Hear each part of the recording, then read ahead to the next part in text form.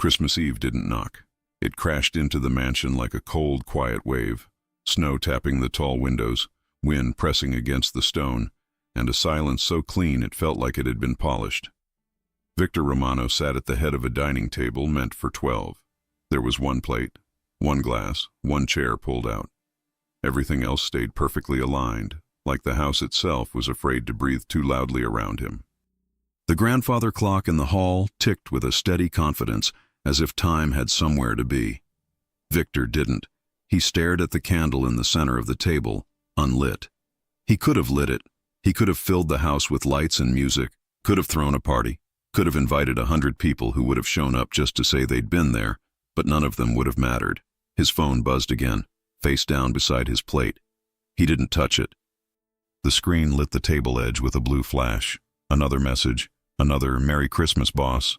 Another photograph of a crowded room full of smiling faces. Victor didn't need reminders that the rest of the city knew how to be warm. He took a slow breath and rolled his shoulders back, like posture could keep loneliness from sitting on him. Across the table, a place setting for no one stared back at him. A laugh almost escaped his throat, small, sharp, without joy. This was ridiculous. He owned half of Chicago's shadows. He controlled deals that moved like tides. People lowered their voices when he walked into a room, even if he was smiling, even if he was polite, even if he didn't raise his hand, didn't raise his voice, didn't need to. And yet here he was, alone, in a house too big for a single heartbeat. The scent of rosemary and butter drifted in from the kitchen.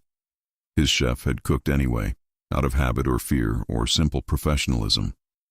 Victor had dismissed the staff hours ago, told them to go home, told them to be with their families, told them he didn't need anything. They'd smiled like he was lying, then left like he was telling the truth. Victor glanced toward the hallway. The front door was far, but he could picture it perfectly. The heavy wood, the ironwork, the keypad panel, the quiet security cameras watching for a threat that didn't exist tonight. He wasn't in danger. He was just alone. He pushed his chair back with a soft scrape and stood. His black dress shirt fit him like it had been tailored to his patience. No tie. The top button undone.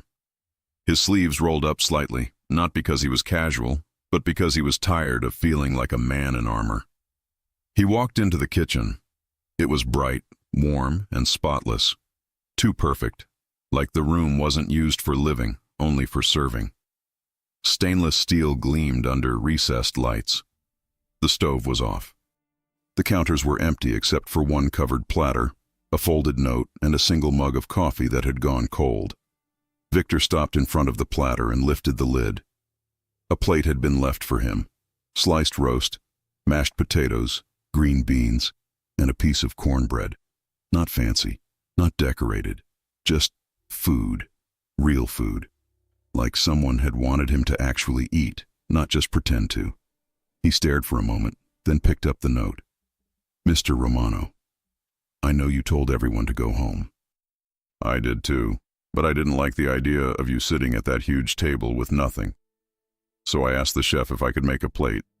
He said yes. Merry Christmas. Grace. Victor read it twice, slowly. Grace, his new maid, Grace Miller. She'd started 2 weeks ago, right before the city went full holiday madness. He remembered the interview, polite, calm, eyes steady. Mid-20s, average height, dark hair usually pulled back. She'd worn a simple sweater and jeans, no makeup that screamed for attention, no perfume trying to impress. But her presence had done something anyway, not in a cheap way, not in a pretty girl in the house way, in a the room feels different when she's in it way. Victor hadn't expected to notice. He didn't expect to notice anyone anymore. He'd trained himself out of it, like a bad habit. Yet, he'd noticed her. She moved through the house like she belonged there, even while trying to make herself invisible. She spoke when necessary, and when she did, her voice had a warmth that made the marble floors feel less cold. And apparently, she left notes. Victor set the note down. The coffee mug sat beside it. He picked it up and took a sip out of reflex. Cold. He grimaced slightly, then, to his own surprise, chuckled. Of course. A man feared by people who'd done terrible things. And he was standing in his kitchen drinking cold coffee like a college kid pulling an all-nighter. He put the mug down and stared at the plate again. His stomach tightened. Not from hunger, but from the quiet thought behind it. Someone had thought of him. Not because they wanted something. Not because they feared him. Because they didn't want him to be alone at Christmas. Victor's jaw tightened. He wasn't used to kindness that didn't come with a price tag. He covered the plate again, not ready to eat, then walked back out, turning off the kitchen light behind him. The mansion swallowed him with its silence. He headed toward his study instead of the dining room. The study was his comfort zone. Dark wood, leather chair, a wall of books he rarely read but liked to own. The fireplace was lit, because routine was routine. He sat behind the desk and opened his laptop. Numbers, reports, messages. The screen filled with information that mattered to other people. Victor stared at it for a full minute. Then he closed the laptop. He leaned back, one hand resting on the arm of the chair, the other at his jaw. He listened to the crackle of the fire. He listened to the clock. He listened to the house. And somewhere in that quiet, he realized he could still smell rosemary. Grace's plate was sitting in the kitchen like a soft accusation. He rubbed the bridge of his nose. His mind tried to do what it always did, control the situation. He could call someone. He could schedule a meeting. He could fly somewhere. He could buy something. He could fix the feeling with movement and power. But none of that would change the fact that, tonight, he didn't want a crowd. He wanted warmth. And that was dangerous, because warmth came from people, and people always left. His phone buzzed again. Victor didn't even glance at it. Instead, he stood and walked down the hallway toward the staff wing. It wasn't something he normally did, not because it was forbidden, his house, his rules, but because he didn't like crossing lines. Staff were staff. He was him. He stopped near the laundry room where soft light spilled under a partially open door. A voice drifted out. Grace. She was humming, not a song he recognized. Just a simple melody, like she didn't even notice she was doing it. Victor hesitated. Then he knocked once. The humming stopped instantly. A second later, the door opened. Grace stood there in a soft gray sweater and dark leggings, her hair down for once, falling in loose waves over her shoulders. She looked surprised to see him, then quickly composed herself. Mr. Romano, she said, stepping back. I'm sorry. I thought everyone was gone.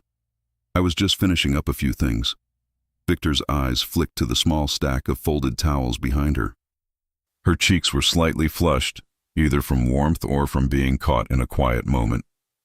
She wasn't wearing jewelry, no lipstick, just natural, and for some reason that made her feel more real.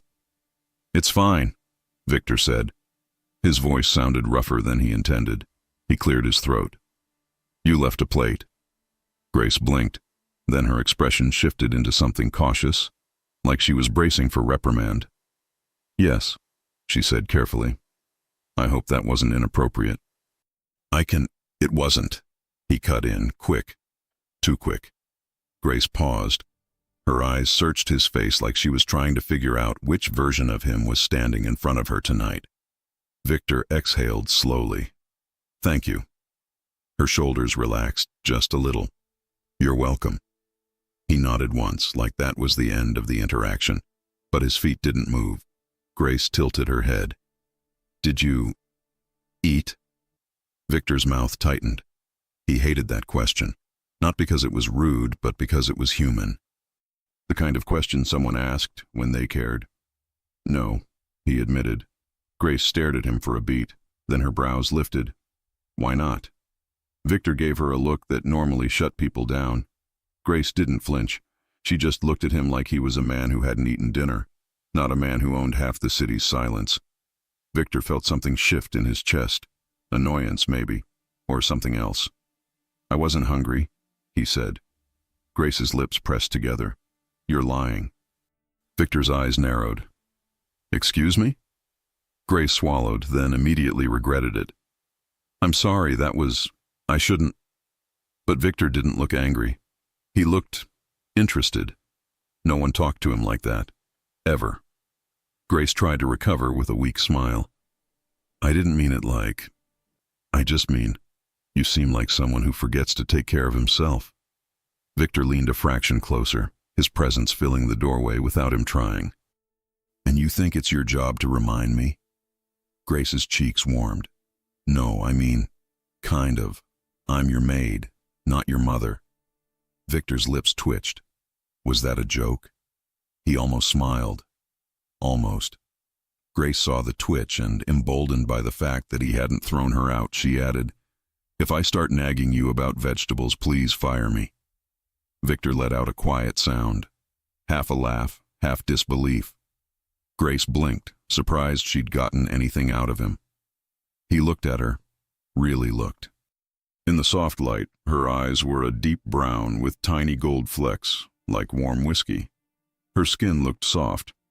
Her mouth looked distracting. Victor immediately hated his own thoughts. He stepped back, putting space between them. You can go, he said. Grace's brows drew together. I was going to. I just needed to finish these. Victor nodded toward the towels. Leave them. She hesitated. I don't mind. I do, Victor said. Grace opened her mouth, then closed it. For once, she listened without arguing. She reached for her coat from a hook on the wall, slipped it on, and grabbed her bag from a chair. When she moved, her hair brushed her shoulder, and Victor had the sudden, stupid impulse to reach out and tuck it behind her ear. He didn't. He kept his hands to himself like a man with discipline. Grace looked up at him. Are you okay tonight? Victor's jaw tightened. I'm fine. Grace didn't move. She stood there like she was weighing something in her mind, something risky. Then she took a breath and said quietly, You don't have to be alone, you know. Victor's eyes sharpened. Grace, I'm not trying to be weird, she said quickly. I know what it's like. Victor studied her face. What it's like to be alone. Grace nodded. To be surrounded by space and still feel empty. Victor didn't answer, because if he answered honestly, he'd say yes. And he couldn't say that to his maid. Grace shifted her bag strap on her shoulder. I'm going home, she said. I made dinner for myself. It's nothing special. Victor's mind jumped to an image he didn't ask for. Grace in a small kitchen, moving around in socks, humming that quiet melody, stirring something on the stove. Warm, real, the opposite of this mansion. Grace looked up at him again, and there was a softness in her gaze that didn't belong in his world. If you want, she said, voice gentle but firm, you can come have dinner at my home. Victor froze. Not because the offer was shocking, because the way she said it wasn't flirtation. It wasn't pity. It wasn't strategy. It was simple. It was kind. It was an open door. Victor's throat tightened. He didn't speak for a second, and in that silence Grace seemed to realize what she'd done. Her eyes widened slightly. I'm sorry, she said, rushing. That was probably inappropriate. I didn't mean, I just thought. Victor held up a hand, stopping her. Grace went quiet. Victor stared at her as if she'd placed a match in his palm. A small flame, something he could either blow out or let grow. He had rules, he had lines, he had control, and yet the idea of walking back to that empty table made his stomach turn. Grace waited, nervous, her fingers tightening around her bag strap. Victor's voice came out low. You live alone? Grace blinked, surprised by the question. Yes? In the city? Not far, she said. A few blocks from here. I take the bus. Victor frowned. At night? Grace lifted her chin. I can handle myself. Victor stared at her, then muttered, almost to himself, Of course you can. Grace's eyes narrowed. Was that sarcasm? Victor's gaze lifted slowly to meet hers. No. Her breath caught. Just for a second. Victor noticed. He hated that he noticed. He stepped back, making room for her to pass. Go, he said, his voice controlled again. It's cold. Grace hesitated. So, that's a no? Victor didn't answer. because he didn't know. Grace swallowed. "Okay," she said softly. "Merry Christmas, Mr. Romano." She walked past him, her shoulder brushing his arm by accident. Or maybe not an accident. Victor went still at the contact. Her warmth lingered for a fraction of a second, and it felt like someone had pressed a hand against ice.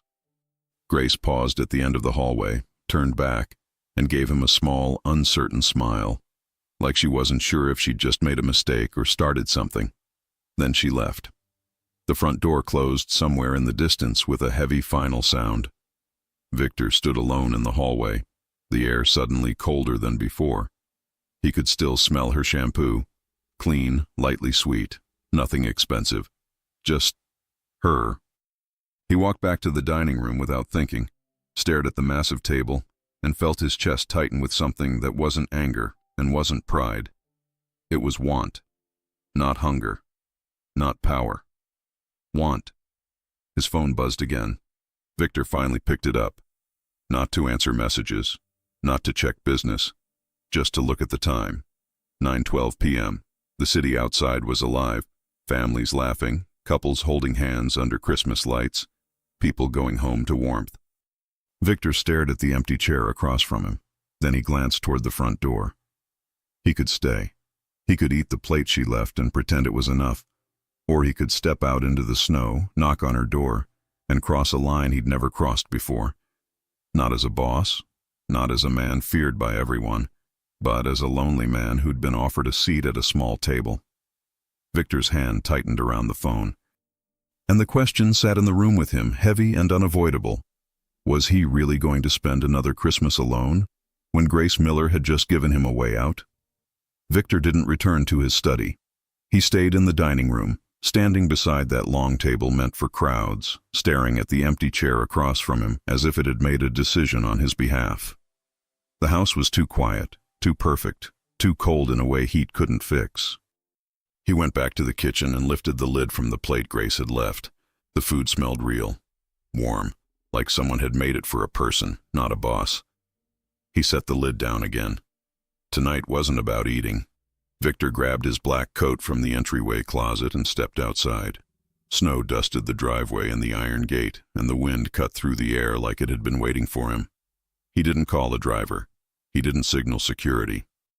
He just walked, hands in his pockets, collar up, breath turning to smoke. Chicago was alive. Couples under Christmas lights, families carrying bags and laughing. A man dragging a Christmas tree down the sidewalk like it was the happiest burden in the world. Victor followed the address he remembered from paperwork he'd barely glanced at. A brick building, older, smaller. A string of blinking lights around the entrance, cheap and uneven, but somehow charming. He stopped at the buzzer panel and stared for a second longer than necessary. Then he pressed. Miller, 3B. A pause. A voice soft and surprised through the speaker. "Hello?" "It's Victor," he said. Silence. Then a sharp inhale. "Mr. Romano?" "Victor," he corrected low. "I'm outside." Another pause, longer this time, like her brain needed a moment to catch up with reality. "Okay, wait, I'm coming down." The door buzzed open. Victor stepped into the warm lobby and waited near the mailboxes. It smelled like pine cleaner, old wood, and someone's dinner. Footsteps hurried down the stairs. Grace appeared on the landing and froze when she saw him. Her hair was down, loose over her shoulders. She wore a simple red sweater and black leggings, barefoot in fuzzy socks like she'd forgotten it was winter because she was too stunned. "You actually came," she said. "You invited me," Victor replied. Grace blinked fast, then stepped aside. "Come up. It's not fancy." Victor followed her up the stairs. The building creaked with every step, and he realized he hadn't heard a normal house sound like that in years. Grace fumbled her keys, cheeks flushed, and opened the door. Warmth spilled out, not just heat, but life. Her apartment was small, clean and cozy. A tiny Christmas tree sat on a side table, slightly crooked. A blanket lay on the couch.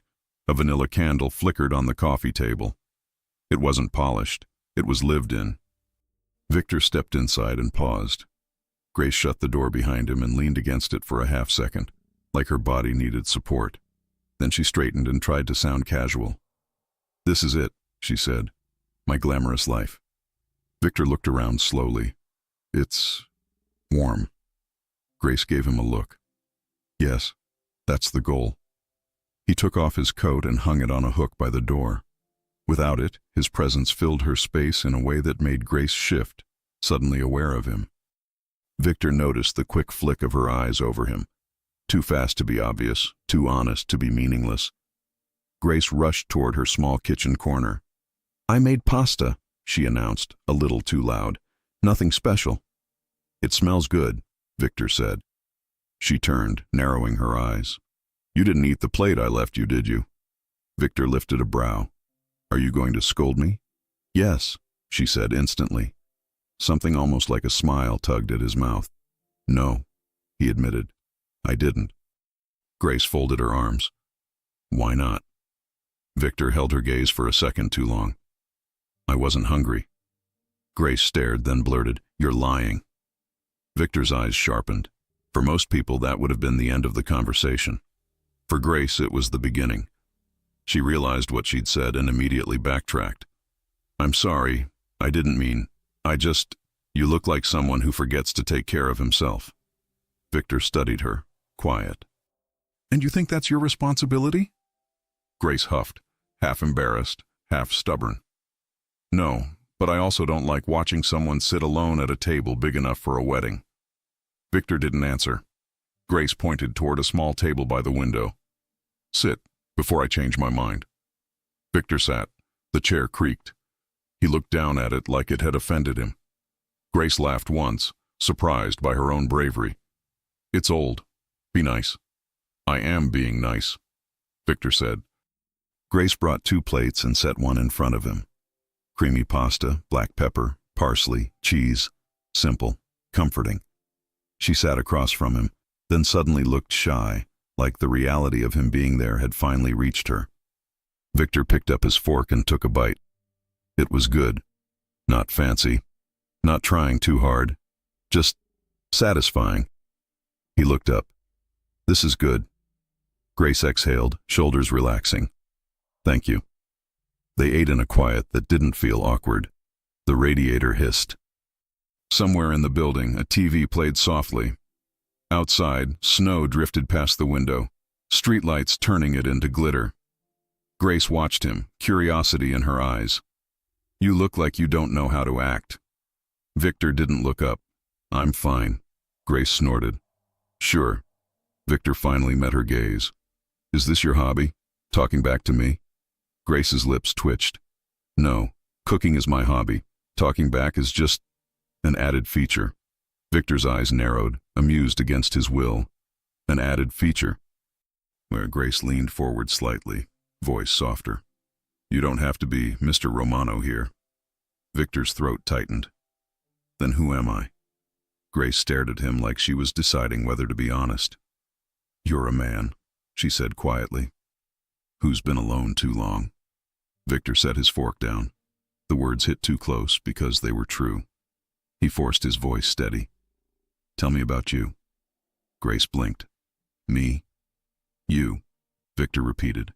"Not your work. Not your schedule. You."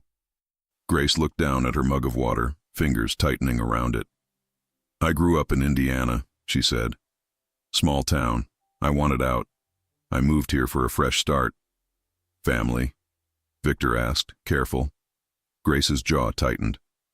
"Not really." Victor didn't push. He just nodded, and something in her expression softened. Relief that he wasn't digging for pain. Grace tilted her head, trying to change the tone. "What about you? Were you born intimidating?" Victor's mouth twitched. "Chicago." Grace smiled. "That explains it." For the first time that night, Victor let a quiet sound escape. Half laugh, half disbelief. Grace froze, eyes widening like she'd seen a rare animal. "Oh my God, that was a laugh."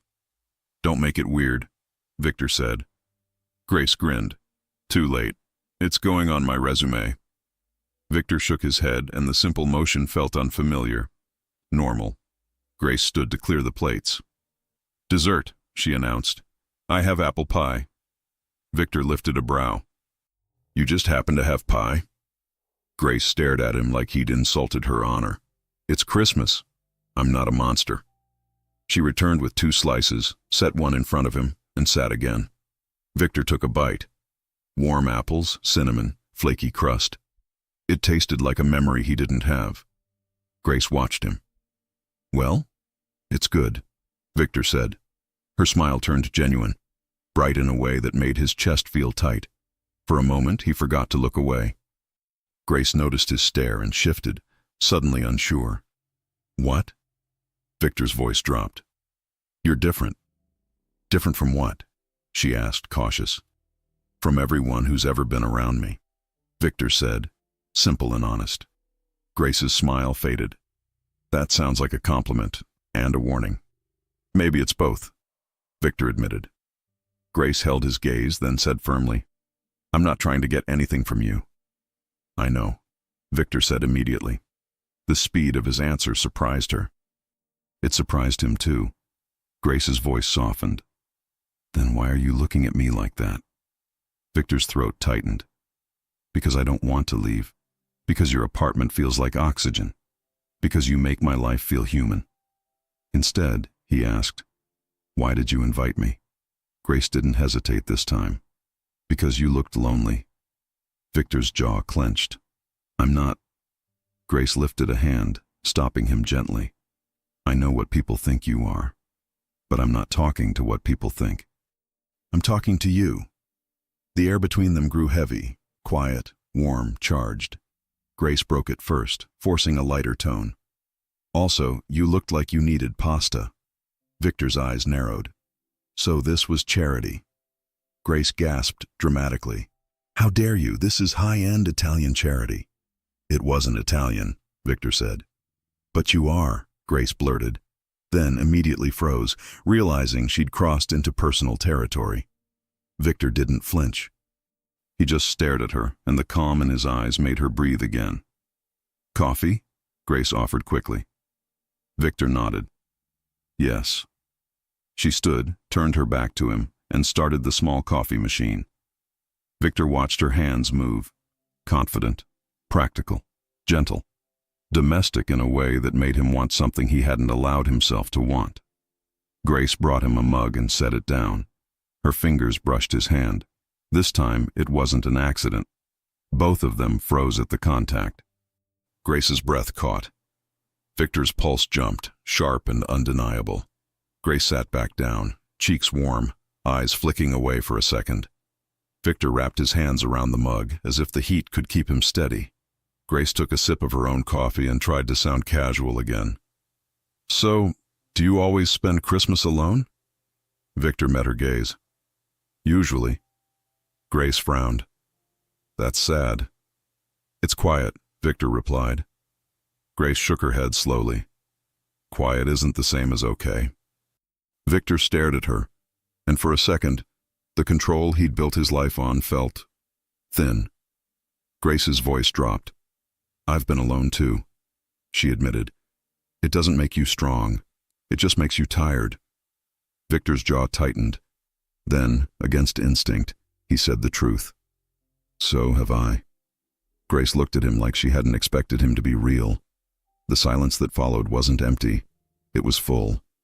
Grace stood, suddenly needing motion. "I should clean up." Victor rose too. "I'll help." She spun toward him. "No." "Why not?" "Because you're you," she said, flustered. "And you don't wash dishes in my kitchen."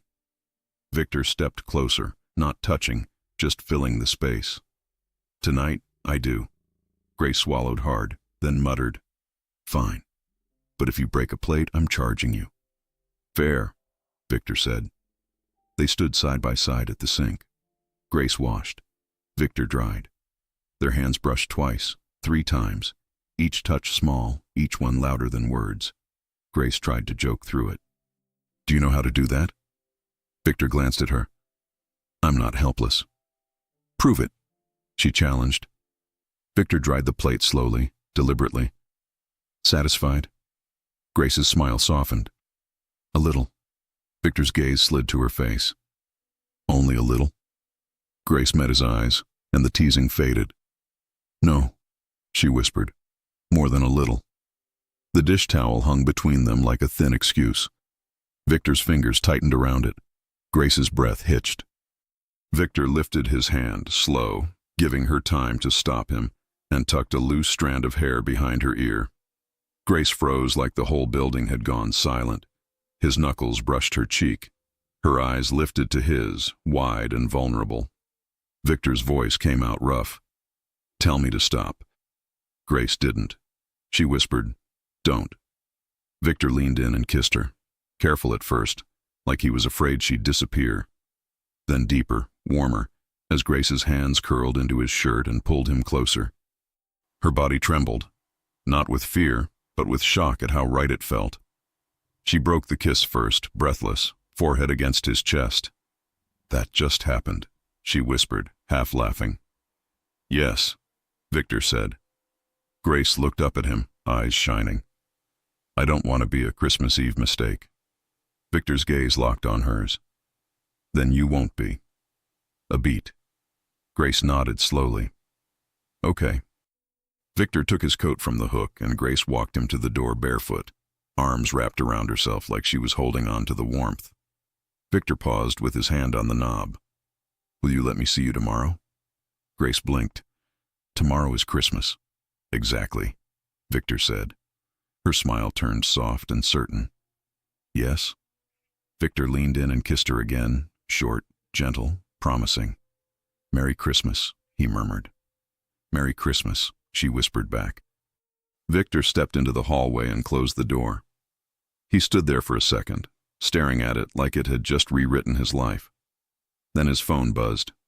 A message from his head of security. Call me. Now. It's urgent. Victor's steps slowed on the stairs. His jaw tightened as he stared at the screen, the warmth of Grace's apartment still on his lips. Because whatever was urgent had the power to reach into the one good thing he'd felt in years. And Victor Romano had a sharp, immediate certainty. He wasn't going to let anything touch her. Victor didn't sleep. He went back to his mansion, walked through rooms that suddenly felt even emptier than before, and stood at the edge of his bed staring at the untouched pillows like they were an insult. Grace's apartment still clung to him.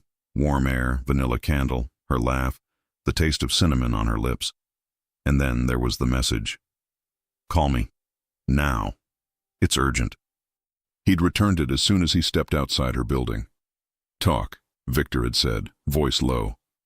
His head of security, Ian Parker, didn't waste time. We have a situation. Victor's spine tightened. Where? Not at the house. Not yet, Ian said. But someone's been asking questions. Victor's jaw clenched. About me? A pause. About her. Victor's blood cooled. Grace Miller, Ian added. Your new maid. Victor stood still in the snow outside her building, staring at her warm window on the third floor as if he could shield it with his body. Who? Victor asked. We don't know, Ian said. It started as small. A guy at a corner store asking what time she leaves work. Another person asking the building super if she lives alone. And today, someone tried to get her address by calling the agency that placed her. Victor's voice turned sharp. Did they give it? No, Ian said quickly. But it means someone's trying. Victor's grip tightened around his phone. Why would anyone care about her? Ian's answer was careful. Because she works for you, and you don't have weak spots, not obvious ones. Victor's jaw flexed. He hated that it was true. You're saying she's a target, Victor said. I'm saying she could become one, Ian replied. And tonight, Christmas Eve, someone might assume you're distracted. Victor's gaze lifted to the street, to the families passing, to the lights and snow and laughter. The world looked so harmless, but he knew better than anyone how quickly harmless could turn. What do you recommend? Victor asked. Ian hesitated.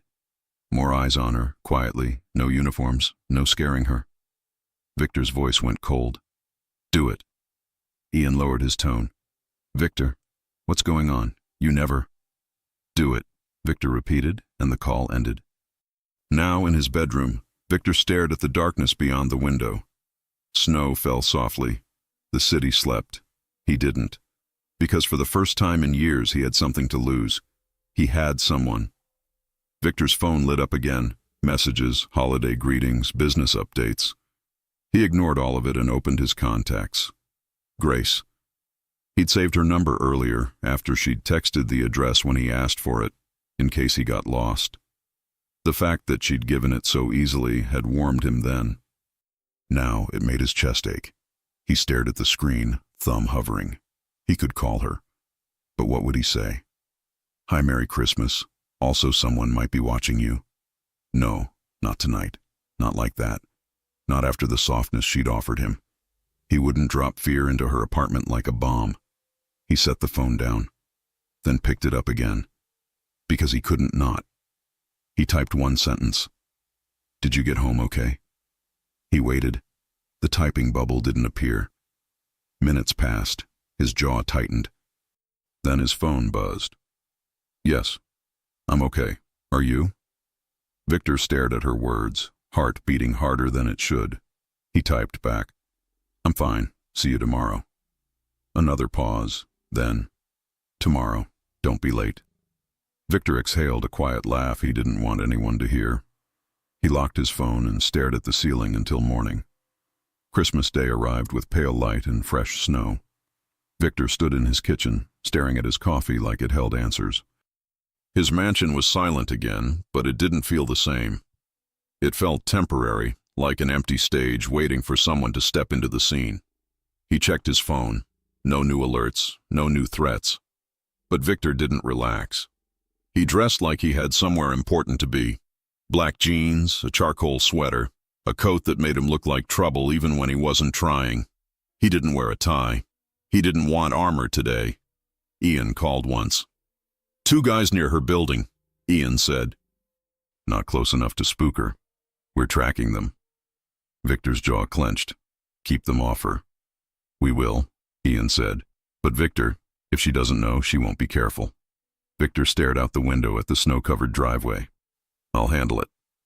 He ended the call and drove himself, not in an SUV, in a simple black sedan that didn't scream power. He parked a block away from Grace's building and walked through the snow like he belonged on the street with everyone else. Families passed him carrying gifts. A kid waved at him for no reason. Victor nodded back, slightly confused by normal life. Grace opened her building door before he even buzzed, like she'd been watching. She stepped out in a cream-colored coat with a scarf wrapped around her neck. Her cheeks were pink from the cold. Her hair was down again. And for a second, Victor forgot how to breathe. You're not late, she said, eyes bright. Victor's mouth twitched. I didn't want to test your rules. Grace grinned. Good choice. She walked closer, then stopped, suddenly shy, like she wasn't sure if she was allowed to touch him in public. Victor didn't hesitate. He leaned down and kissed her, quick, soft, but clear. Grace's eyes widened after, like she was still surprised he could be gentle. Then she smiled, warm and real. Hi. Hi, Victor said, voice low. Grace looked past him. So, what's the plan? Are you going to let me cook again? Victor lifted a brow. Do I have a choice? Grace laughed. No. She turned and started walking down the sidewalk. Victor fell into step beside her, hands in his coat pockets, shoulders close enough that their arms brushed. The contact sent heat straight through him. Grace glanced up at him. You didn't sleep, did you? Victor's eyes narrowed. How do you know that? You look like you fought a war with your pillow and lost, Grace said, dead serious. Victor exhaled, almost amused. I slept. Grace hummed skeptically. Sure. Victor looked at her. I was thinking. Grace's expression softened. About what? Victor's mind flashed to Ian's warning. The Watchers. The danger he refused to bring into her day. He chose the safest truth. About last night, he said. Grace's breath caught and her gaze dropped to the snow under her boots. Me too.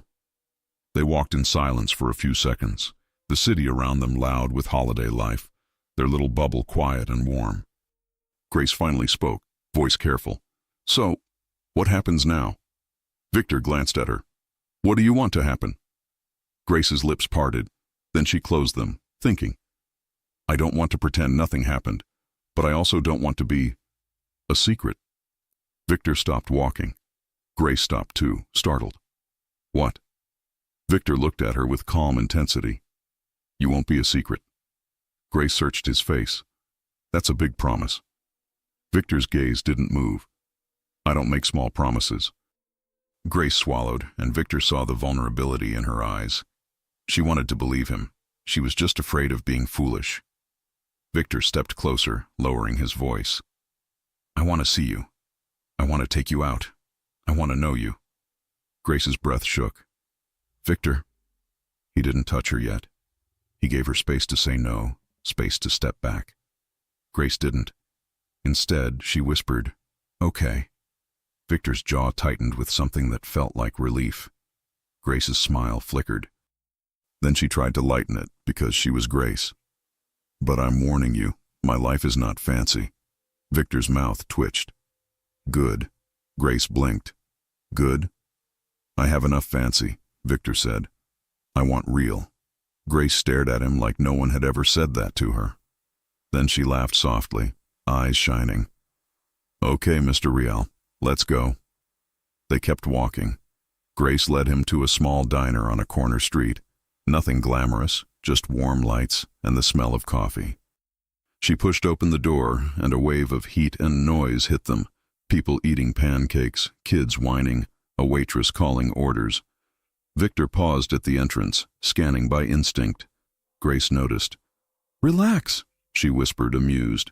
The only thing that attacks here is the syrup. Victor's eyes narrowed. You're sure? Grace smiled. I'm sure. They sat in a booth by the window. Grace slid in first, then Victor sat across from her. For a second, he just watched her hands, how she took off her gloves, how she tucked hair behind her ear, how she rubbed warmth back into her fingers. The waitress came over, cheerful. Merry Christmas. What can I get you? Grace answered easily. Coffee and pancakes. The waitress looked at Victor, eyebrows lifting slightly, like she recognized him or at least sensed his presence. Victor ordered simply. Coffee. Grace stared at him. That's it. Victor glanced at her. You said I have to eat. Grace pointed at the menu. Then eat. Victor's mouth twitched again. Fine. He ordered eggs and toast like a man following rules he didn't fully understand. When the waitress left, Grace leaned forward, eyes playful. See? You can be normal. Victor's gaze locked on hers. I'm only normal because you're making me. Grace's smile softened. Then I'll keep making you. The words landed between them like a promise. Victor felt his chest tighten. He kept his voice steady. You shouldn't. Grace blinked. Why? Because you don't know what I am. Because you don't know what people do to things I care about. Victor didn't say that. He said, because you'll get tired.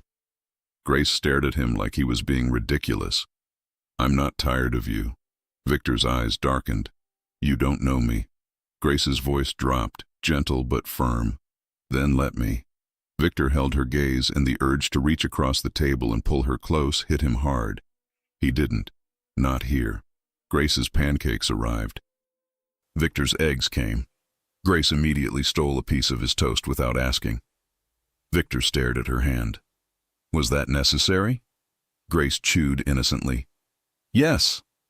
Victor's eyes narrowed. You're stealing from me. Grace swallowed and leaned back, smug. Merry Christmas. Victor exhaled a quiet laugh, shaking his head. Grace smiled like she'd won something, and she had, because she'd made him laugh in public. After breakfast, they walked again, slower now. Grace pointed out little things. Decorated windows, carolers, a dog wearing a Santa hat. Victor listened, pretending he wasn't enjoying it as much as he was. At one corner, Grace stopped to watch a street musician playing a holiday song on a saxophone. The tune was cheerful, soft. Grace glanced at Victor. Do you ever do things like this? Just be out? Victor's voice was low. Not often. Grace's eyes softened. You should. Victor looked at her. With you? Grace's cheeks warmed. Yes. Victor's gaze dropped to her mouth for a second. Grace noticed. Her breath hitched, and she looked away like she was trying to remember how to stand. Victor stepped closer, lowering his voice. Come home with me. Grace's eyes snapped to his. Your mansion? Victor nodded, watching her carefully. Not as my maid. Grace's throat moved as she swallowed. Then as what? Victor's voice was rough, honest. As the woman I kissed last night and can't stop thinking about. Grace's cheeks turned pinker than the cold could explain. She looked down, then back up, trying to be brave. Okay, she whispered. Victor's chest tightened, relief and desire mixing together. They started walking toward his car. And then Victor saw it. Across the street near the corner store, two men. Not dressed like tourists, not dressed like families. Their eyes were too alert, their bodies too still. One of them glanced at Grace, then quickly looked away like he'd been caught. Victor's entire body hardened in an instant. Grace noticed the change. What? She asked softly, confused. Victor forced his face to stay calm, forced his voice steady. Nothing, he said. But his eyes stayed on the men, and his mind made one thing painfully clear. This wasn't going to stay simple for long, because someone had already noticed that Grace Miller mattered to Victor Romano, and Victor was going to have to decide soon how to protect her without pushing her away. Victor didn't react like a man on the street. He reacted like a man who could read danger from a single glance. His shoulders stayed relaxed, his face stayed calm, but everything inside him tightened into focus. The two men across the street weren't laughing, weren't shopping, weren't hurrying home with gifts. They were standing still in a way that didn't match Christmas. Grace noticed the shift in him and lowered her voice. What is it? Nothing, Victor said, too smooth. Grace's brows pulled together. That's not a nothing face. Victor took a slow breath and forced his tone to stay gentle. It's just instinct. I don't like strangers staring.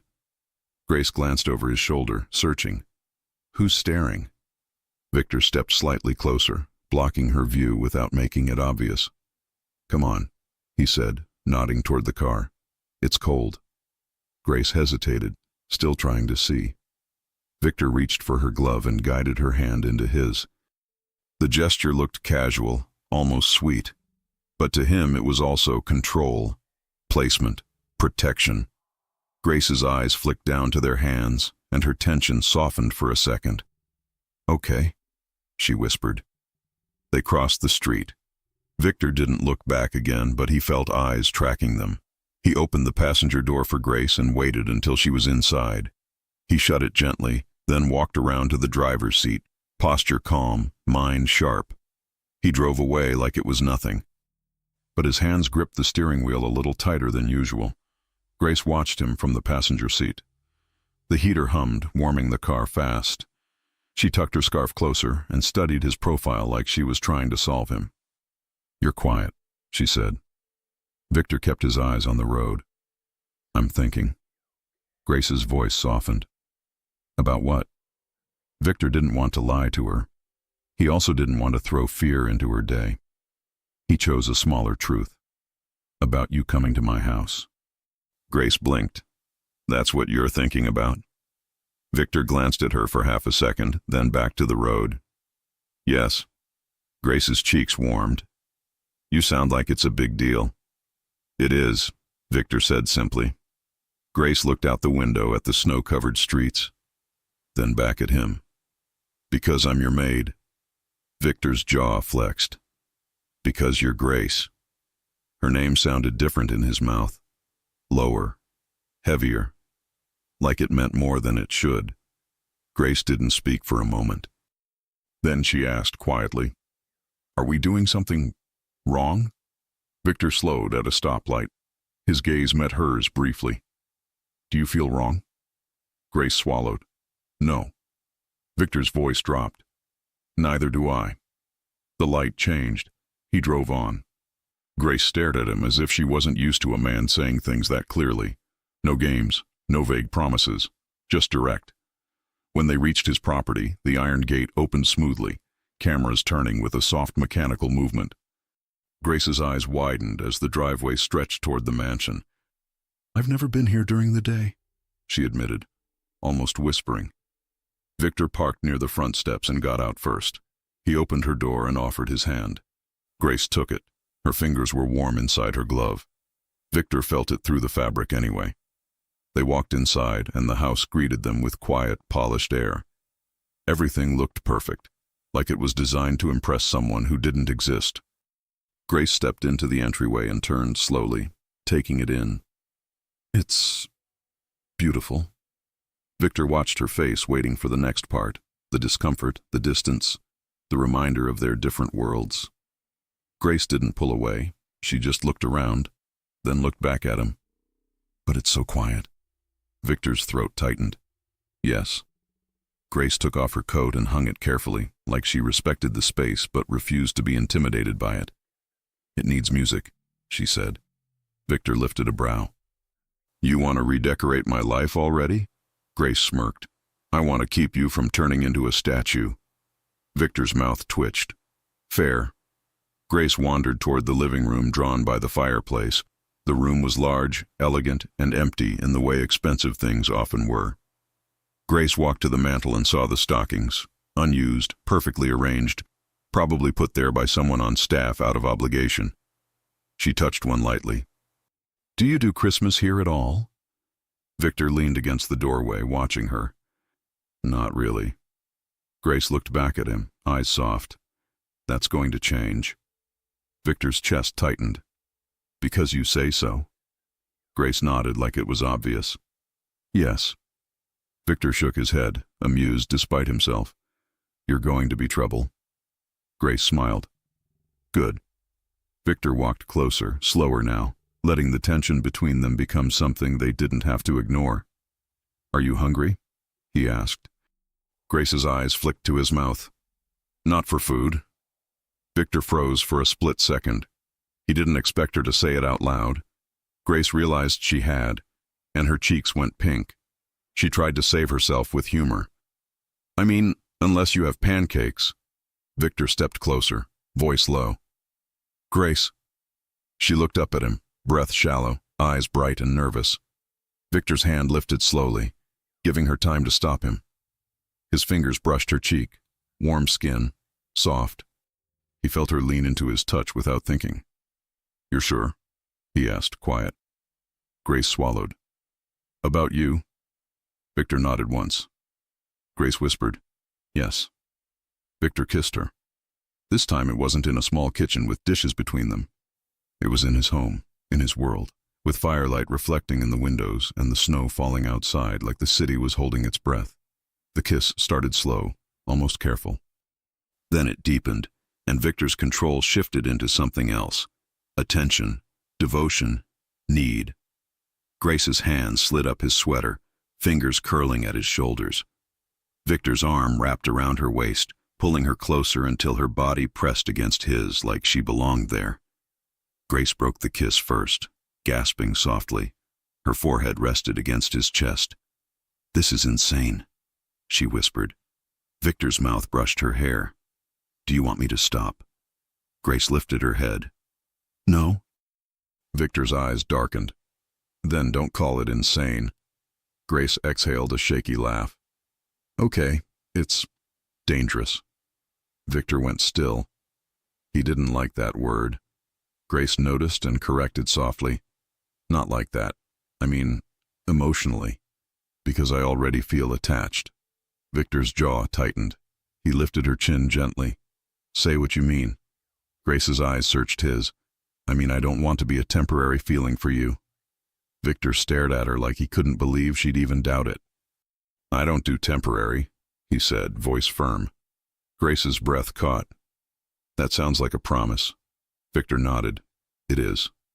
Grace blinked, and her eyes turned glossy for a second like she was fighting emotion. She looked away, embarrassed by it. Victor stepped closer, forcing her to look at him again. "Hey." Grace's voice trembled. "I'm fine." Victor's eyes narrowed, but his tone stayed gentle. Stop saying that when you're not. Grace let out a small laugh. Caught. You sound like me. Victor's mouth twitched. I learned from the best. Grace stared at him, then smiled softly. Okay, she whispered. I'm not fine. I'm scared. Victor's body tightened. Of me? Grace shook her head quickly. No, of how good this feels. Victor's eyes softened in a way that made her breathe again. He took her hand and led her toward the couch by the fire. They sat, close, knees touching. Grace's fingers played with the edge of his sleeve like she didn't know what to do with her hands.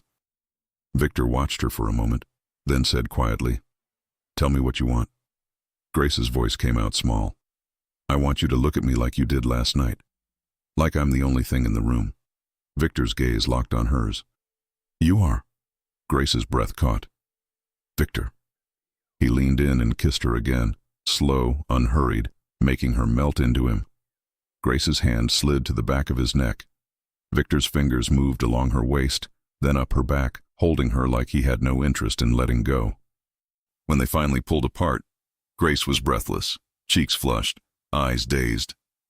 She stared at him and whispered, half teasing, half serious, You don't act lonely when you kiss. Victor's voice was rough. That's because you're here. Grace's throat moved as she swallowed. Then don't let me be the only reason you're alive. Victor stared at her, surprised by the depth of her words. Grace touched his cheek, gentle. You matter even when you're alone. You just forgot. Victor's chest tightened so hard it almost hurt. He didn't have a smooth response, so he did the only honest thing. He kissed her again, softer this time, like gratitude. Grace smiled into it. They stayed by the fire for a while, talking in low voices, laughing quietly, touching hands, touching faces, like they were trying to memorize each other without admitting they were doing it. Grace eventually glanced around the huge room and frowned. This place needs a kitchen smell, she declared. Victor lifted a brow. A kitchen smell. Grace stood, suddenly energized. Yes, like cookies, or something warm. You know, normal. Victor watched her, amused. Are you about to take over my kitchen? Grace pointed at him. Yes, and you're going to help. Victor stood slowly. You're very demanding for someone who works for me.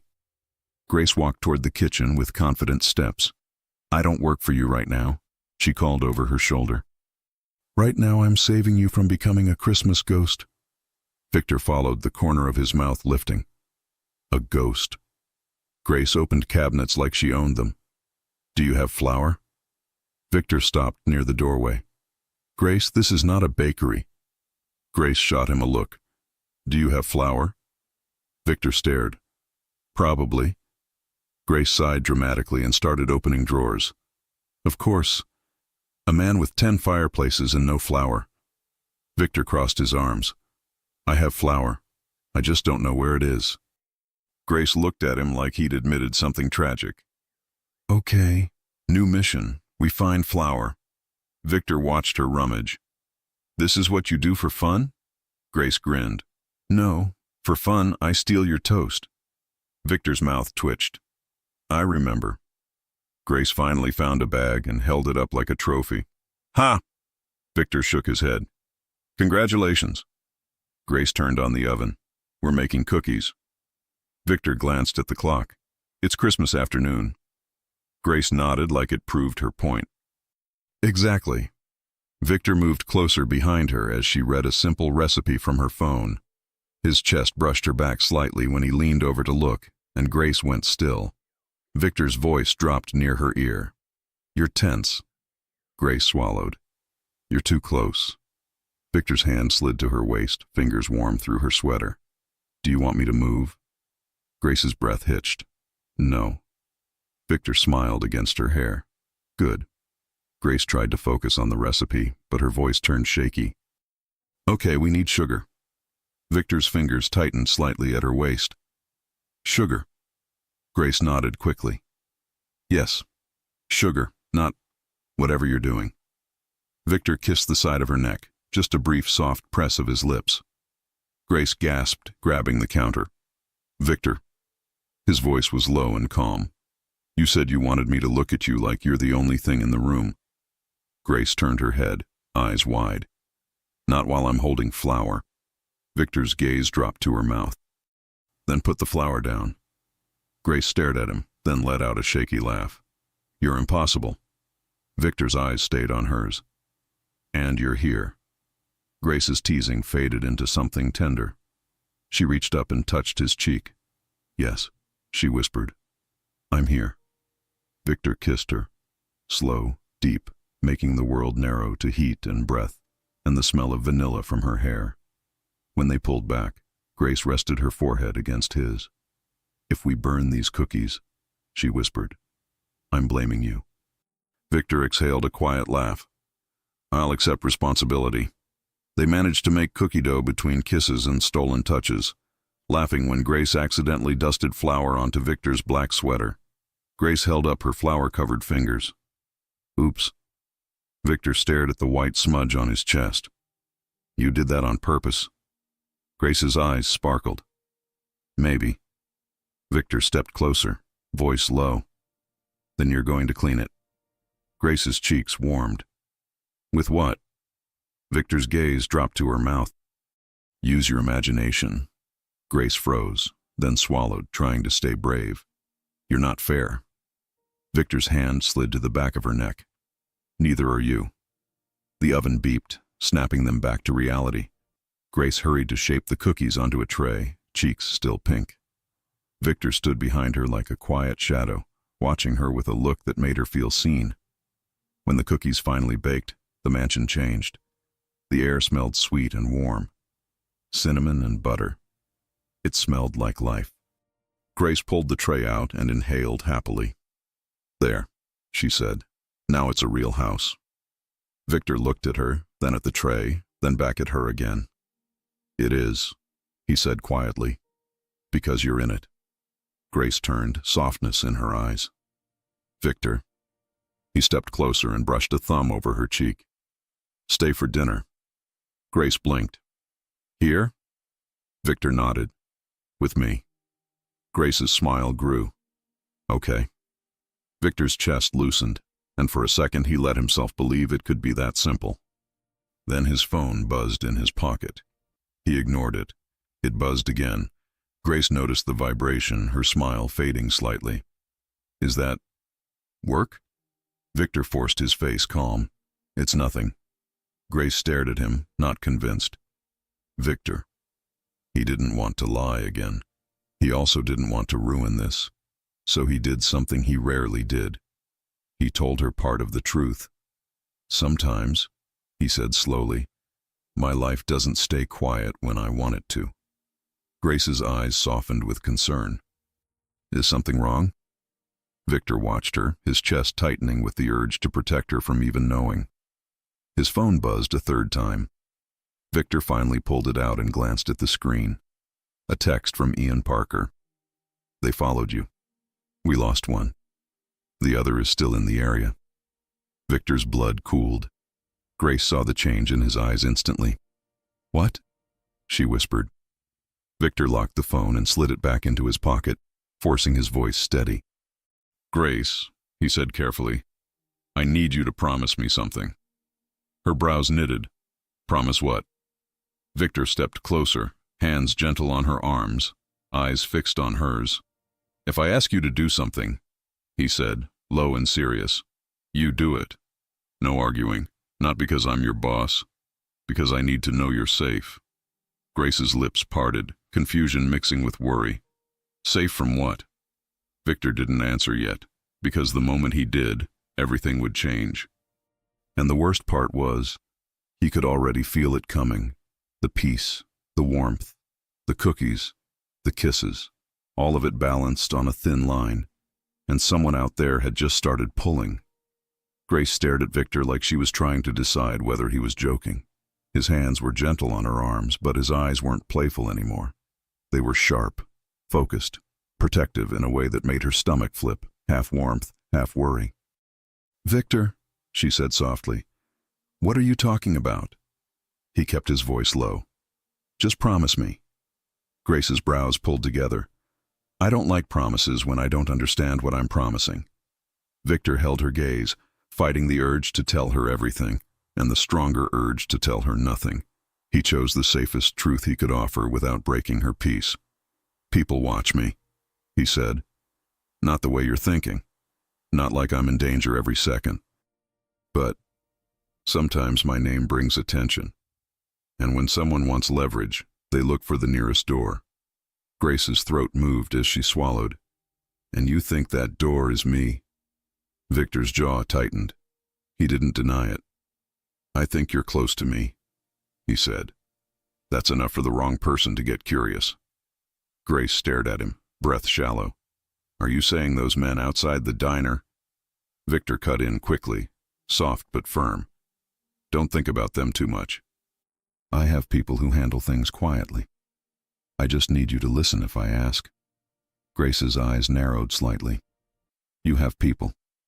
Victor exhaled once, like he hated admitting it. Yes? Grace looked down, then back up. So what do you want me to do? Victor's shoulders eased a fraction, relieved she wasn't panicking. For tonight, stay here. Grace blinked. Here? At your house? Victor nodded once. You don't have to, but I want you close while we make sure it's nothing. Grace's cheeks warmed, but her eyes stayed serious. Close for safety, or close because you want me close? Victor didn't hesitate. Both. Grace's lips parted. The directness hit her the same way it had hit her in the diner. No games, no confusion, just truth. She tried to lighten it because fear wasn't her style. Okay. But if I stay here and you start acting like I'm a fragile little thing, I'm leaving. Victor's mouth twitched. Noted. Grace pointed at him. Also, I'm not sleeping in a creepy mansion room where everything is white and silent. Victor raised a brow. Creepy. Grace nodded firmly. Yes, if your guest room looks like a fancy hospital, I'm out. A quiet laugh escaped him. Short, surprised. Grace froze, pleased. There it is again. Victor shook his head, as if he couldn't believe he was letting her win. Come on. He guided her down the hall, not dragging her, just leading. Grace followed, still scanning the house like she expected it to swallow her whole. The guest suite was warm, dark wood, soft lighting, a thick comforter, a small sitting area, and, most importantly to Grace, a bookshelf with actual novels, not just decoration. Grace walked in and turned slowly. Okay, she admitted. This is not a hospital. Victor leaned against the doorway, watching her face relax. Good.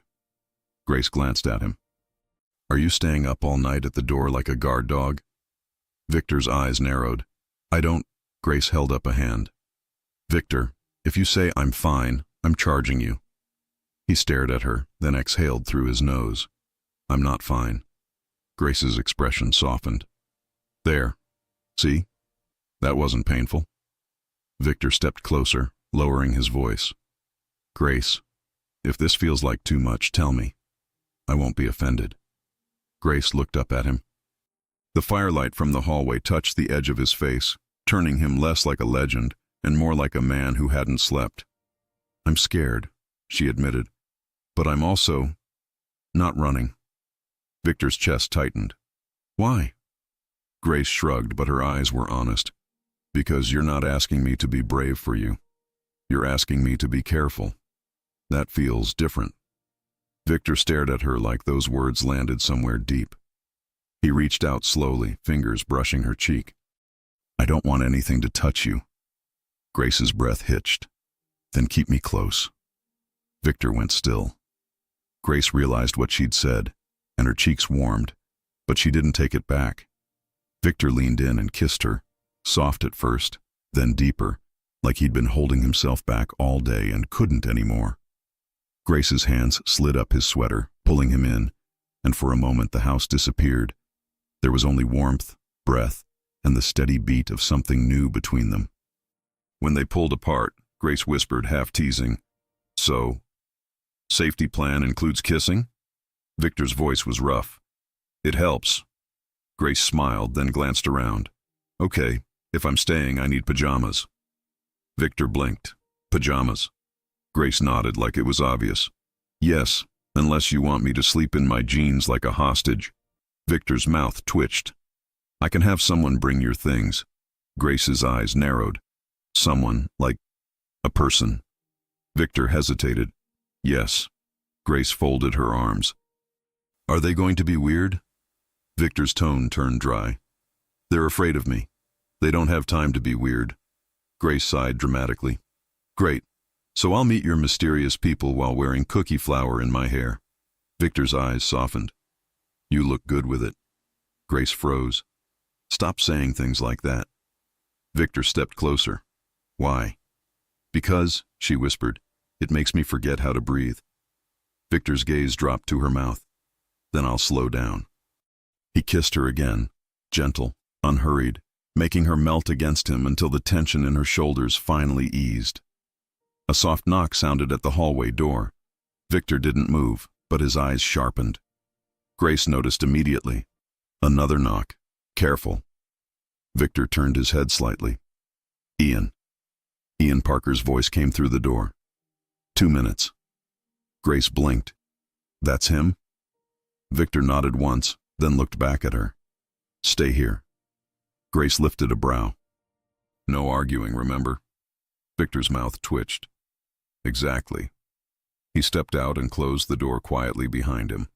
Grace stood still in the guest suite, heart pounding, listening. She could hear low voices through the thick door. Victor's calm tone, Ian's controlled urgency. She couldn't make out most of it, but one phrase slipped through like a thread. Still in the area. Grace's stomach tightened. She paced once, then forced herself to stop. She wasn't going to spiral. Victor had asked for trust, not panic. A few minutes later, the door opened again. Victor walked in alone. Grace searched his face. What's happening? Victor didn't sugarcoat, but he kept it gentle. Someone followed us earlier. My security is handling it. It might be nothing. It might be someone trying to figure out my routines. Grace's voice turned small. And now I'm part of your routine. Victor crossed the room, stopping close enough that she could feel his warmth. You're not a routine, he said. You're you. Grace swallowed. Victor. He brushed his thumb over her cheek. Listen to me. This doesn't have to be your problem. If you want distance, I'll give it. If you want to quit, I'll make sure you land somewhere safe and comfortable. No questions, no pressure. Grace stared at him, stunned by how carefully he offered her an exit. You'd let me go? She asked. Victor's jaw tightened like it hurt. Yes. Grace's eyes softened. That's the first time a powerful man has ever offered me freedom without making me pay for it. Victor went still. Has someone made you pay before? Grace hesitated. This was one of those moments where the air changed, where a small truth could become a big one. Grace took a breath. I didn't come to your house because it was my dream job, she admitted quietly. Victor's eyes sharpened. Then why did you come? Grace looked down at her hands, then back up.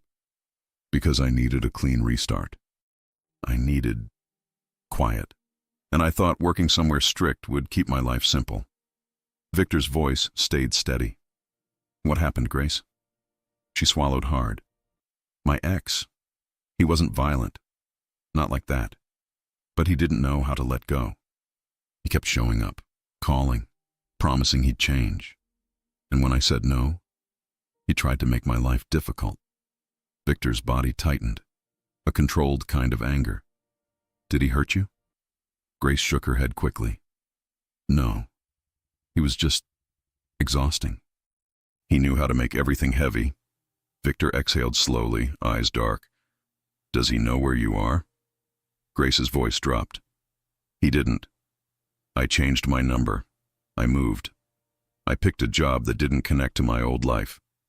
Victor stared at her, then said low and clear, he won't come near you. Grace's eyes widened. Victor, don't. He cut her off gently. I'm not saying I'm going to do something crazy. I'm saying I won't allow anyone to scare you again. Grace's breath shook. She didn't realize how much she needed to hear that until it was said. She whispered, Okay. Victor stepped closer, his hand settling at her waist like he belonged there. Stay, he murmured. Grace nodded. I'm staying. Victor kissed her, slow, grounding, making her feel safe inside her own skin. When he pulled back, her eyes were glossy. Grace tried to joke, voice shaky. If your security guy is outside right now, he's going to need therapy. Victor's mouth twitched. Ian has seen worse. Grace stared. Worse than you being romantic? Victor deadpanned. Much worse. Grace laughed, the sound easing the room again. Victor's gaze softened. I'm going to have someone bring your bag from your apartment, and I'm going to stay in the room across the hall. Grace blinked. Across the hall? Victor nodded. So you can sleep without feeling watched. Grace tilted her head. And so you can sleep without pretending you don't want to be near me. Victor's eyes narrowed. You're too observant.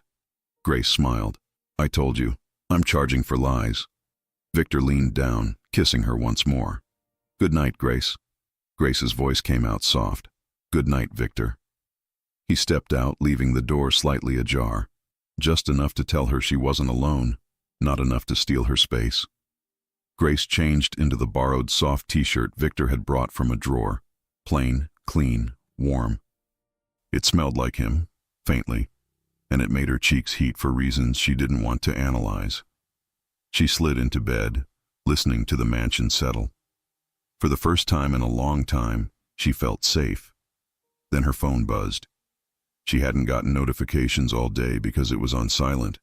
She reached over, expecting a random holiday message. Unknown number. Her stomach tightened as she opened it. Merry Christmas, Grace. I heard you found yourself a new place. Her breath stopped. Her fingers went cold around the phone, because only one person wrote like that. And she hadn't told Victor the part she'd been trying hardest to forget.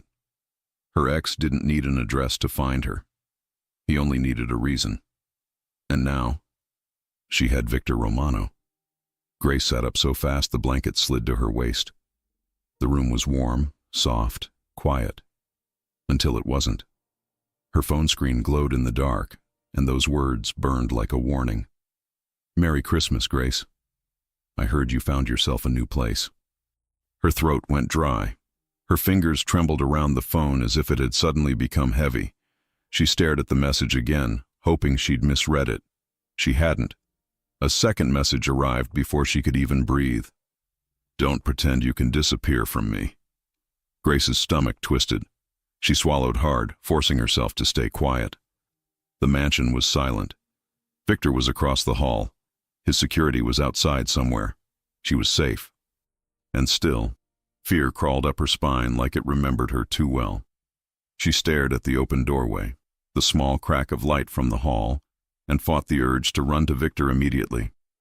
Not because she didn't trust him, because she didn't want to be the problem. She didn't want to drag the mess of her past into the one good thing she'd found. Grace's thumb hovered over the keyboard. She could reply. Tell him to stop. Tell him she'd call the police. But she knew how this worked. He wanted a reaction. He wanted to know she was scared. Grace locked her phone, hands shaking, and swung her legs out of bed. She padded to the door in her socks, cracked it open a little more, and looked across the hall. Victor's door was open too, just a sliver, like he'd left it that way on purpose. Grace took a breath and crossed the hall quietly. She knocked once, barely a sound. The door opened immediately. Victor stood there fully dressed, like he hadn't slept at all. His eyes were sharp, but the moment he saw her face, they softened. Grace, he said quietly. What happened? Her voice came out thin. I got a message. Victor's jaw tightened instantly. From who? Grace swallowed. My ex. Victor didn't move, but something changed in him, like warmth snapped into steel. He stepped aside. Come in. Grace walked into his room. It was darker than hers, simpler, like he didn't live here so much as survive here. Victor closed the door behind her, then turned, watching her carefully. Grace held her phone out, fingers still shaking. I didn't answer. Victor took the phone gently, read the messages once, then a second time. His jaw flexed. He handed it back. You did the right thing. Grace let out a breath she didn't realize she'd been holding. "Victor, I didn't tell you everything." He stepped closer, voice low and steady. "Tell me now." Grace's eyes burned with emotion she didn't want to show. "He found me before, even when I changed my number, even when I moved. He has this way of slipping into my life like a bad smell you can't get rid of." Victor's eyes narrowed, not at her, at the idea of someone doing that to her. Grace rushed on, trying to stay in control. "He wasn't violent, not physically, but he kept pushing, showing up, talking like I owed him my attention. He'd make little comments, like he knew things, like he was watching." Victor's voice stayed calm, but it was colder now. "What's his name?" Grace hesitated. She hated giving that man space in the air, but Victor needed it. "Ethan Caldwell," she whispered. Victor repeated it once, quietly, like he was storing it. "Ethan Caldwell." Grace's hands twisted together. "Victor, I don't want you to do something reckless." Victor's gaze locked on hers. "I'm not reckless." Grace almost laughed, because the man was a storm in a tailored sweater, but she didn't. She just pleaded softly. "Promise me you won't make this worse." Victor stepped closer, and his hands settled on her arms, grounding her. "Grace," he said, slow and firm, "nothing you tell me makes you a problem." Her eyes filled despite her effort. "It feels like it does." Victor's voice softened. "Look at me." Grace lifted her gaze. Victor brushed his thumb under her eye, catching a tear she didn't want to admit was there. "You're not ruining anything," he said. "He's the one trying to ruin you. That ends now." Grace's breath shook. "How?"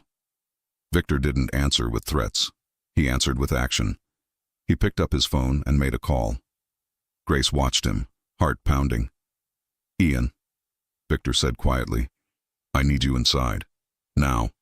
He listened, then added, "Bring whatever you have on Ethan Caldwell, and I want a patrol near Grace's building immediately, discreet, and I want her number flagged for any unknown contact attempts." Grace blinked. "You can do that." Victor ended the call and looked at her. "I can do more." Grace's throat tightened. "I don't want you to scare him and make him angry." Victor's eyes softened again, and his tone turned gentle. "Grace, he is already doing what he wants. Your fear won't control him, but my boundaries will." Grace stared at him, the steadiness in his voice sinking into her bones like warmth. Victor took a slow breath. "Did he ever put his hands on you?" Grace shook her head quickly. "No." "Did he ever threaten you?" Victor asked. Grace hesitated. Not directly. He'd say things like, "I know where you work," or "I know where you like to go." He made it sound casual, but it never felt casual. Victor's jaw tightened. "That's a threat." Grace swallowed. "I guess." Victor stepped closer until she could feel his body heat. He didn't touch her immediately, as if he wanted permission. Grace whispered, "I hate that you're seeing this side of my life." Victor's voice was low, certain. "I want to see all of you." Grace blinked. "Even the ugly parts?" Victor's eyes held hers, especially those. Her breath caught. That was the kind of love she'd never had, love that didn't flinch. Grace's shoulders sagged, exhaustion taking over now that she wasn't holding everything alone. "I just wanted a clean start," she whispered. Victor's hand finally moved, sliding behind her neck, pulling her gently closer until her forehead rested against his chest. "You have it," Victor murmured, his chin brushing her hair. "And you'll keep it." Grace's voice trembled. "What if he shows up here?" Victor's arms tightened around her. "He won't." Grace pulled back slightly, looking up at him. "How can you be so sure?" Victor's gaze went sharp, but his voice stayed calm. "Because this house is watched. Because I'm not alone in my world. And because if he tries to reach you through me, he'll learn quickly that you're not a door he can use." Grace's lips parted, emotion rising again. "Victor." He kissed her forehead. "Breathe." Grace tried. Her chest rose and fell, shaking at first, then steadier. A knock came at the door. Victor didn't let go of Grace as he called out, "Come in." Ian Parker entered, eyes moving quickly across the room. Mid-30s, clean-cut, calm. He glanced at Grace with quiet respect, not curiosity. "Mr. Romano," Ian said. Then to Grace, gentle, "Ma'am." Grace blinked at the ma'am, startled. Victor kept his hand at the small of her back. "Talk." Ian held up a tablet. "Ethan Caldwell, age 32. No major criminal record. A few complaints filed, harassment, unwanted contact. Nothing stuck because the victims didn't follow through." Grace looked away, embarrassed and angry at herself. Victor's voice turned firm. "Not victims. Women he targeted." Ian nodded. "Yes, he works in sales, moves around a lot. The number that texted her is a burner, but we can track the pattern." Grace's voice came out small. "So, he's done this to other women." Ian's expression stayed neutral, but his eyes were honest. "Yes." Grace's stomach turned. "Great." Victor's tone was steady. "What's the plan?" Ian looked at Victor. "We can involve legal channels, restraining order, documentation. We can also quietly make it clear he's being watched." Grace's eyes widened. "If he thinks he's being watched, he'll get worse." Victor turned to her immediately. "We do it smart," he said gently. "Not loud, not dramatic." Grace swallowed. "I don't want him near me." Victor's voice lowered. "Then he won't be." Ian added, "We'll place a discreet unit near your building, Grace, and we'll set up a new phone number for you. Unlisted, secured. Only a few people will have it." Grace looked at Victor. "You?" Victor nodded. "Me." Grace's cheeks warmed for a second, even in the middle of fear, because the idea of him being the one person allowed into her private world felt intimate in a strange, grounding way. Ian continued, "We also recommend you don't go back to your apartment for a few days." Grace's mouth opened. "I have—" Victor cut in, calm. "I'll get whatever you need. You won't go alone."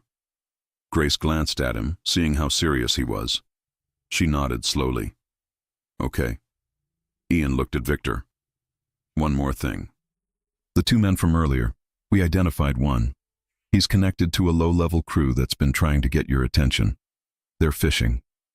Victor's eyes narrowed. "They want leverage." Ian nodded.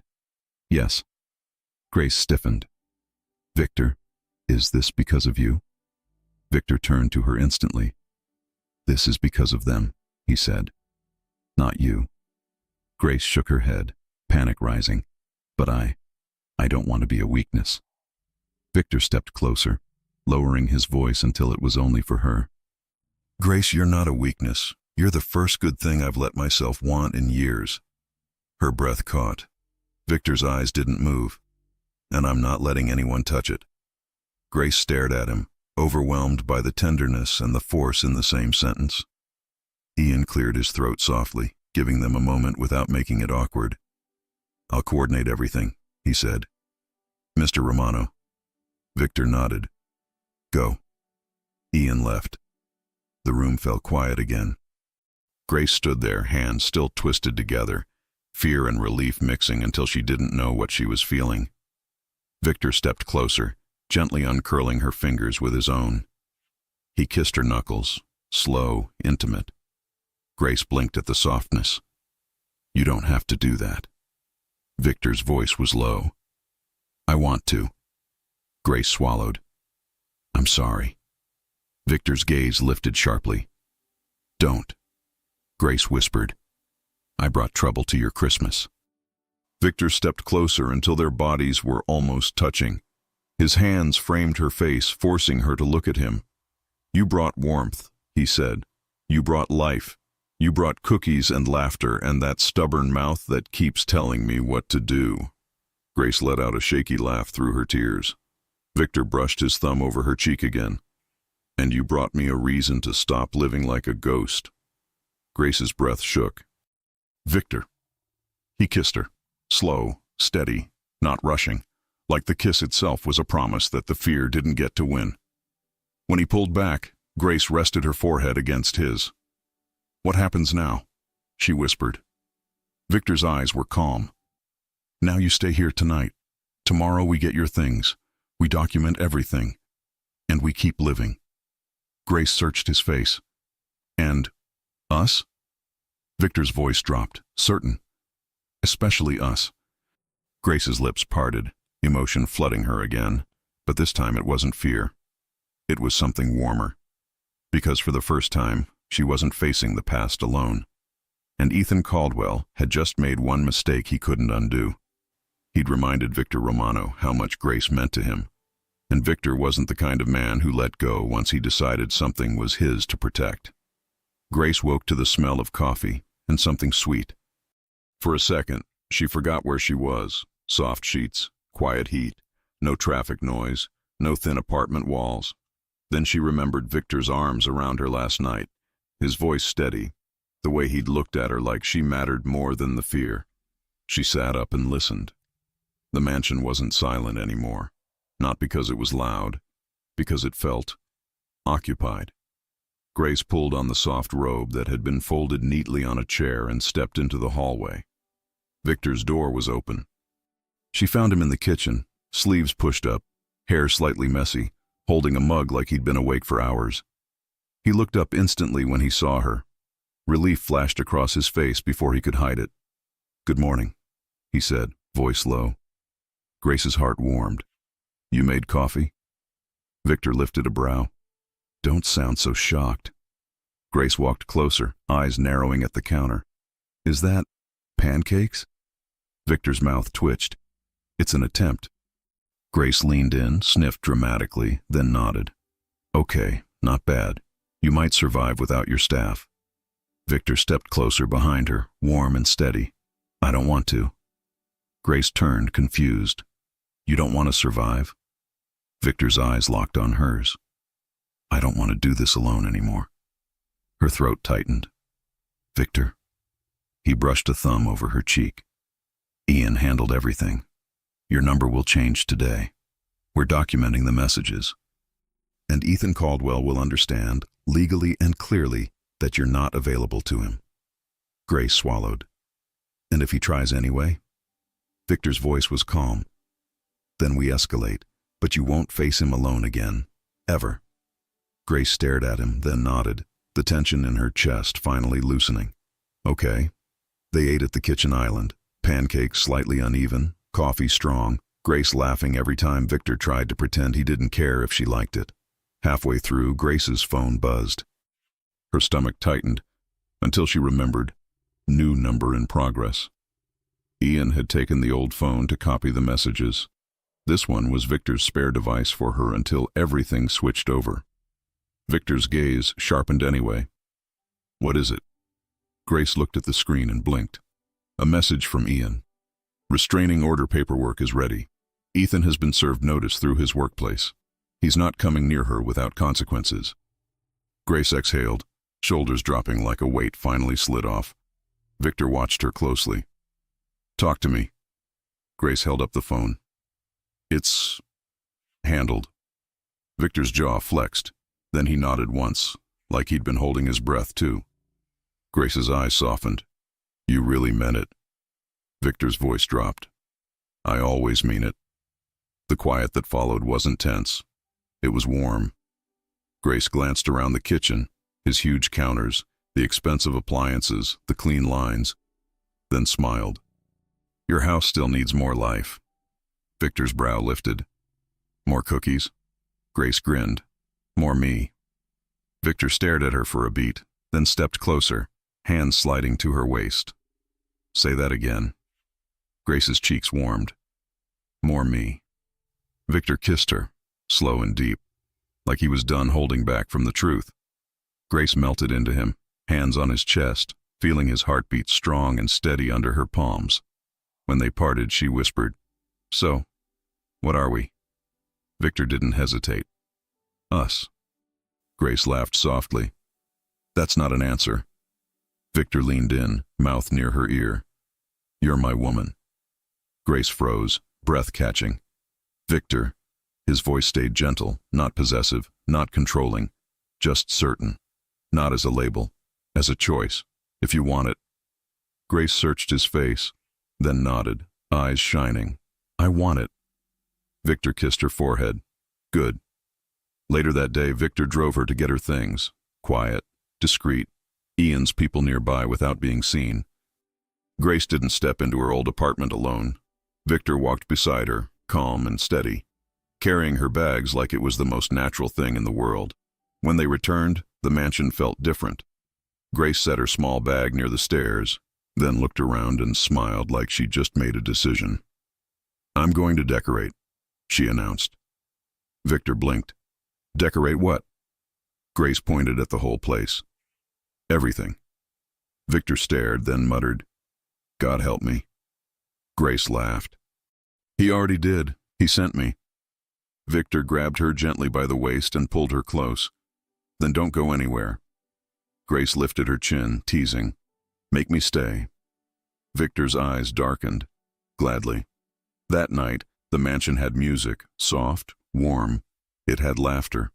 It had Grace curled against Victor on the couch, his arm around her, his fingers absent-mindedly tracing her hand like he was memorizing it.